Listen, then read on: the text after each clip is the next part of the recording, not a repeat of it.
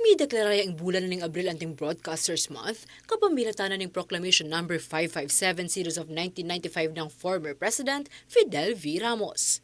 Aparti pa kanini magsilbiyang Rural Broadcasting Week ing April 22 hanggang 28. Kimbisa na ng Proclamation No. 381 ng Diktador at dating presidente ay Ferdinand E. Marcos Sr. Kaugnay na nini, kinilala ng presidential sister at Senator Amy Marcos ng South din ang mamalita king komunidad. Makanyan pa man, malaos kanoing delikadong sitwasyon da rin ni King Bangsa. Tuloy pa rin ang nakakahiyang record ng Pilipinas na isa sa mga bansa na pinaka-peligroso para sa mga journalist.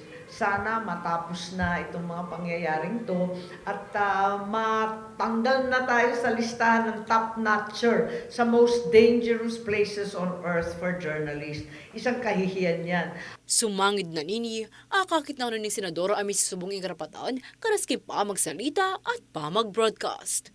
Makanyan pa man pigaga na ka na pamurin kanuing karelang kaligtasan. Importante na talaga naman mag-ingat din. Huwag magpersonal, huwag masyadong matindi ang mga banat ng mga journalist. Minsan akong kinakabahan sa inyo. At uling alos pa banwan na mo bayo ang May 2025 national at midterm elections, may pagganakaya naman ni Senador ang mingat karimi kakalat at disinformation of fake news kay broadcast media. Andito rin sa broadcast, itong tinatawag na fake news. Umpisa pa lang to. Palagay ko sa darating na halalan, magkakaroon ng mas matinding disinformation, fake news, AI at iba't iba pa. Inamuna naman ni Chairperson ng National Union of Journalists of the Philippines o NUJP ay Jonathan De Santos y Marcos, agawang takbang bang protekta la, rin tala pamalita.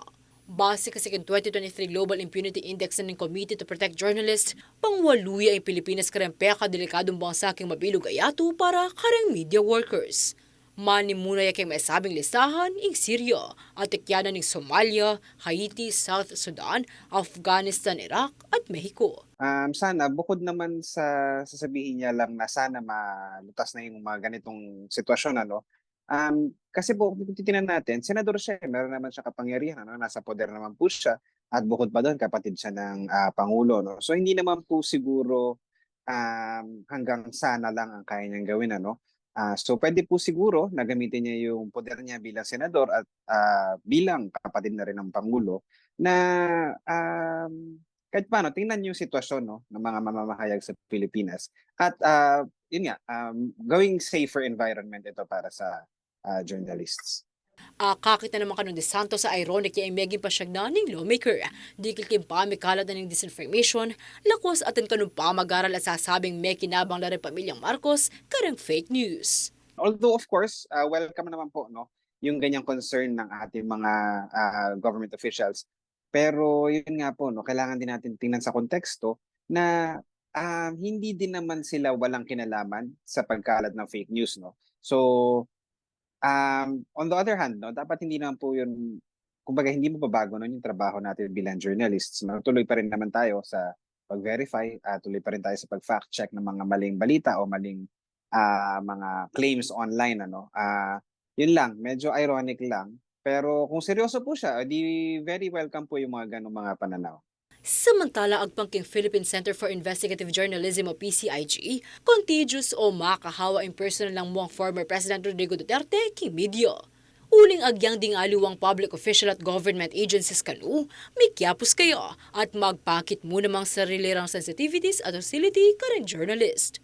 Base ng report ng Center for Media Freedom and Responsibility o CMFR inya 2023, banwa-banwa lang mitatas ng kaso ring assault, harassment at pamagbaan karing journalist karing public event at naliwa po.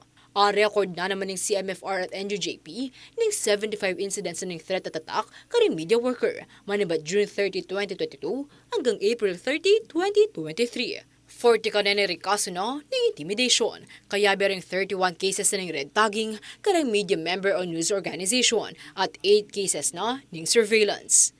Makanyan mo naman ng apulong kaso na ng libel at cyber libel. Atin mo namang adong kaso ng killing. Ire Blanco inyang September 2022 at Percy Lapid inyang October 2022.